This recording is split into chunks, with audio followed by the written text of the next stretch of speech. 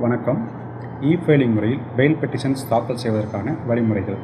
இ-ஃபைலிங் வெப்சைட்டுக்குள் செல்வதற்கு உங்களுடைய கம்ப்யூட்டரில் உள்ள கூகுள் குரோம், மொசில்லா ஃபயர்ஃபாக்ஸ் அல்லது குரோமியம் போன்ற வெப் ப்ரௌசர்கள் ஏதாவது ஒன்றில் https://efiling.ecourts.gov.in என்ற இந்த முகவரியை டைப் செய்ய வேண்டும்.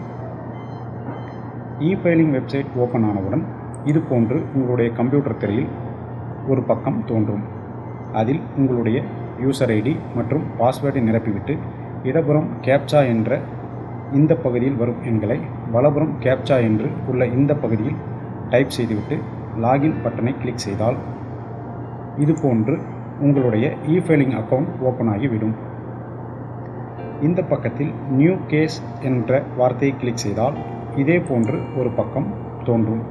இதில் லோயர் கோர்ட் என்பதை செலக்ட் செய்துவிட்டு ஸ்டேட் என்பதில் டவுன் ஏரோவை கிளிக் செய்து தமிழ்நாடு என்பதையும், டிஸ்ட்ரிக்ட் என்பதில் டவுன் ஏரோவை கிளிக் செய்து ஈரோடு என்பதையும், கோர்ட் எஸ்டாப்ளிஷ்மெண்ட் என்பதில் டவுன் ஏரோவை கிளிக் செய்து பிரின்சிபல் டிஸ்ட்ரிக்ட் கோர்ட் ஈரோடு என்பதையும் செலக்ட் செய்ய வேண்டும்.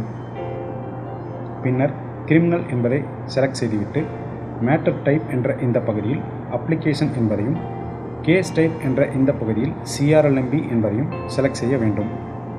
MACT மேட்டர் என்ற இந்த பகுதியில் நோ என்பதை செலக்ட் செய்துவிட்டு மேட்டர் நேச்சர் என்ற இந்த பகுதியில் அர்ஜென்ட் அல்லது ஆர்டினரி என்பதில் உங்களுடைய தேவைக்கேற்ப ஏதாவது ஒன்றை கிளிக் செய்ய வேண்டும்.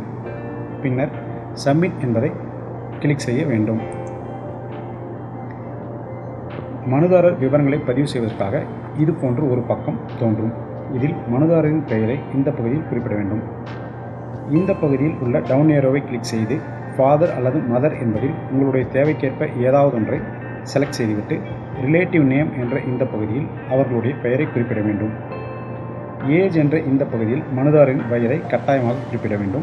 ஜெண்டர் என்ற இந்த பகுதியில் மனுதாரரின் பாலினத்தை செலக்ட் செய்ய வேண்டும். இந்த பகுதியில் மனுதாரரின் மொபைல் எண்ணையும், அட்ரஸ் என்ற இந்த பகுதியில் மனுதாரரின் முகவரியையும் இதில் கேட்டுள்ள விவரங்களை செலக்ட் செய்து நிரப்பிவிட்டு சேவ் என்ற இந்த பகுதியை கிளிக் செய்ய வேண்டும். பின்னர் எதிர்மனுதாரரின் விவரங்களை பதிவு செய்வதற்காக இது போன்று ஒரு பக்கம் தோன்றும். இதில் புலன் விசாரணை அதிகாரியான SI ஆஃப் போலீஸ் அல்லது இன்ஸ்பெக்டர் ஆஃப் போலீஸ் என்பதில் ஏதாவது ஒன்று வழக்கிற்கு தேவையானபடி நிரப்பிவிட்டு அவருடைய பாலினத்தை ஜெண்டர் என்ற இந்த பகுதியில் செலக்ட் செய்ய வேண்டும். போலீஸ் ஸ்டேஷன் முகவரியை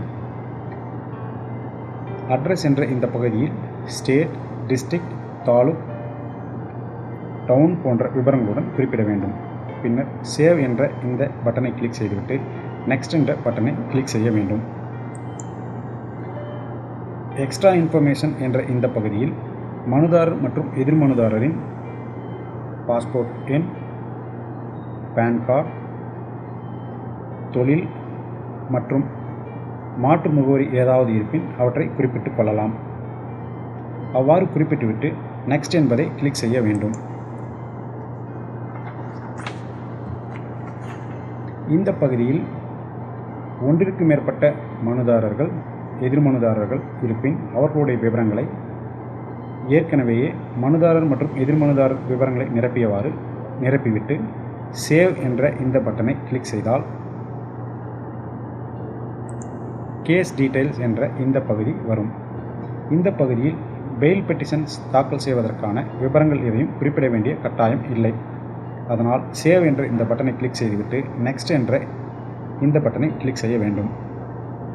அவ்வாறு கிளிக் செய்தால் ஆக்ட் இன்ஃபர்மேஷன் என்ற இந்த பகுதி தோன்றும்.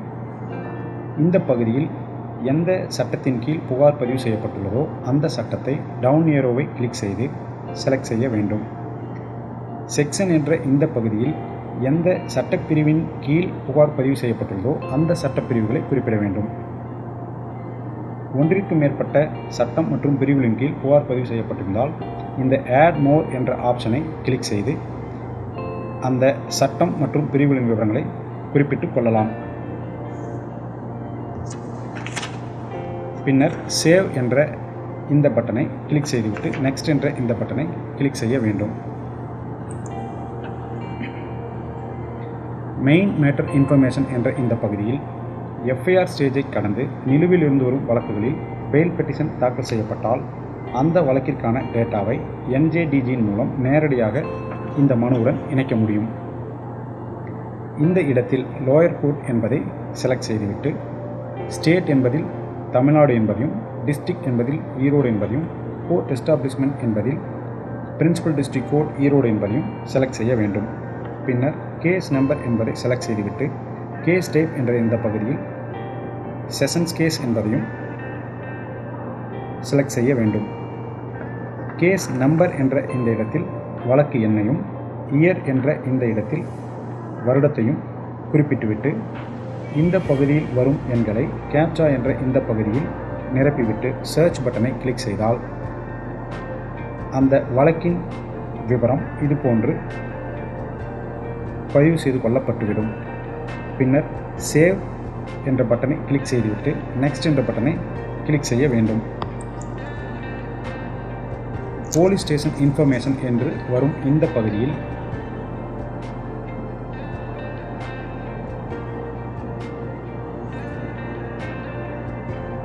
போலீஸ் சலான் என்று செலக்ட் செய்ய வேண்டும். ஸ்டேட் என்பதில் தமிழ்நாடு என்பதையும், டிஸ்ட்ரிக்ட் என்பதில் ஈரோடு என்பதையும், போலீஸ் ஸ்டேஷன் கோட் என்பதில் சம்பந்தப்பட்ட காவல் நிலையம் ஆகியவற்றை செலக்ட் செய்ய வேண்டும். இந்த பகுதியில் FIR எண்ணையும் இந்த பகுதியில் வருடத்தையும் கட்டாயமாக குறிப்பிட வேண்டும். FIR ஃபைலிங் டேட் என்ற இந்த பகுதியில் புகார் FIR பதிவு செய்யப்பட்ட தேதியை குறிப்பிட்டுவிட்டு அஃபென்ஸ் ரிமார்க் என்ற இந்த பகுதியில் குற்றம் பற்றிய விவரங்களை குறிப்பிட்டுக் கொள்ளலாம். பின்னர் சேவ் என்ற பட்டனை கிளிக் செய்துவிட்டு நெக்ஸ்ட் என்ற இந்த பட்டனை கிளிக் செய்தால் சைன் மெத்தட் என்ற இந்த பக்கம் தோன்றும். இந்த பகுதியில் ஆவணங்களை PDF ஃபார்மேட்டில் அப்லோடு செய்வதற்காக ஆதார் அடையாள அட்டை அல்லது டிஜிட்டல் டோக்கன் ஆகியவற்றை பயன்படுத்தி டிஜிட்டல் முறையில் சைன் செய்யவும், மொபைல் எண் ஒன் டைம் பாஸ்வேர்டை பயன்படுத்தி வெரிஃபை செய்யவும் வசதி உள்ளது. டிஜிட்டல் சிக்னேச்சர் பயன்படுத்தாதவர்கள் uploaded and later on verified using mobile OTP என்ற இந்த இடத்தை செலக்ட் செய்த பின்னர் சேவ் என்ற இந்த பட்டனை கிளிக் செய்து நெக்ஸ்ட் என்ற இந்த பட்டனை கிளிக் செய்ய வேண்டும். அவ்வாறு கிளிக் செய்தால் டாக்குமெண்ட் இன்ஃபர்மேஷன் என்ற இந்த பகுதி தோன்றும். இந்த பகுதியில் bail petitions, vakalat, memo of appearance மற்றும் மருத்துவ சான்றுகள் போன்ற ஆவணங்கள் இருப்பின் அவற்றை அப்லோடு செய்து கொள்ளலாம். அப்லோடு செய்ய இருக்கும் ஆவணங்களை ஏற்கனவேயே PDF ஃபார்மேட்டில் 20 MBக்குள் இருக்குமாறு தயார் செய்து டெஸ்க்டாப்பில் வைத்துக்கொள்ள வேண்டும். ஆவணங்களை அப்லோடு செய்வதற்காக டாக்குமெண்ட்ஸ் என்ற இந்த பகுதியில் இந்த டவுன் ஏரோவை கிளிக் செய்து ஆவணத்தை செலக்ட் செய்ய வேண்டும். பின்னர் டாக்குமெண்ட்ஸ் டைட்டில் என்ற இந்த பகுதியில் ஆவணத்தின் பெயரை குறிப்பிட வேண்டும்.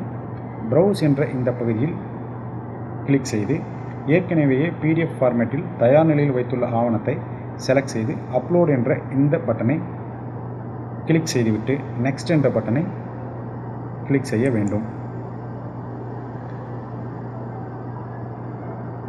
பே கோட் ஃபீ என்ற இந்த பக்கத்தில் ஃபீ டைப் என்று உள்ள இந்த இடத்தில் இருக்கும் டவுன் ஏரோவை கிளிக் செய்து கோட் ஃபீ என்பதை செலக்ட் செய்ய வேண்டும்.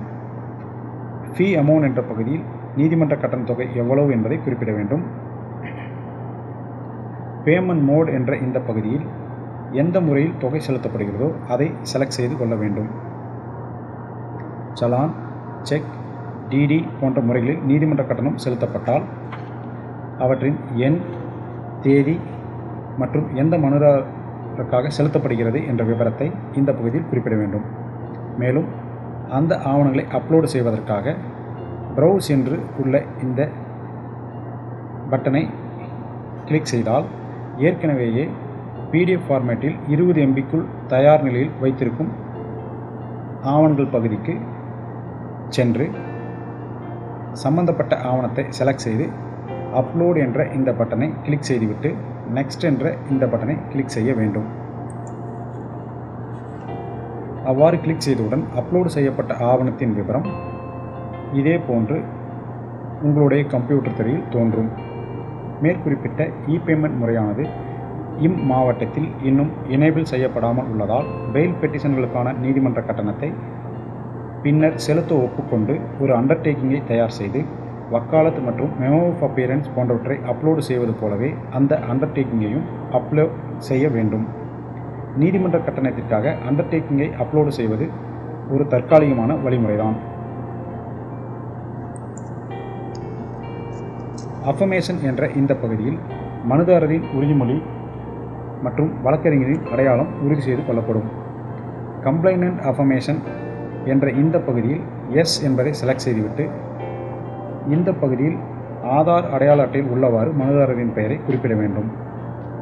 பின்னர் இ-சைன் என்ற இந்த பட்டனை கிளிக் செய்தால் மனுதாரரின் மொபைல் எண்ணிற்கு ஒரு OTP வரும். அந்த OTPயை உங்கள் திரையில் இந்த பகுதியில் நிரப்பிவிட்டு சப்மிட் என்பதை கொடுத்தால் மனுதாரரின் அடையாளம் குறித்து இதுபோல் ஒரு கிரீன் டிக் தோன்றும்.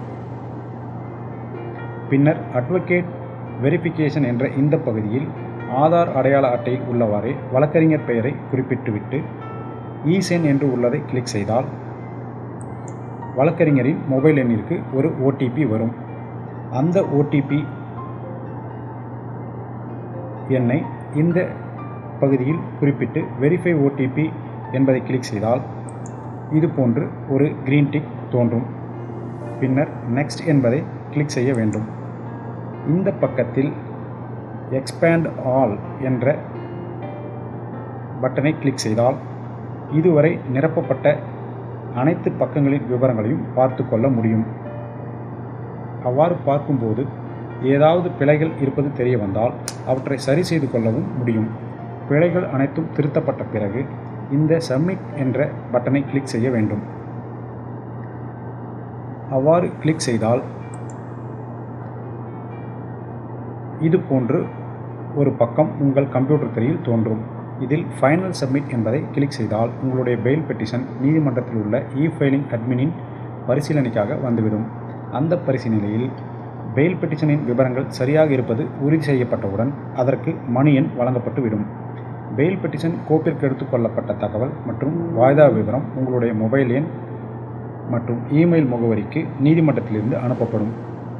இந்த எளிமையான வழிமுறைகளை பின்பற்றி இ-ஃபைலிங் முறையில் உங்களுடைய அலுவலகத்தில் இருந்து கொண்டே எந்த நேரத்திலும் பெயில் பெட்டிஷன்களை நீதிமன்றத்தில் தாக்கல் செய்து கொள்ள முடியும்.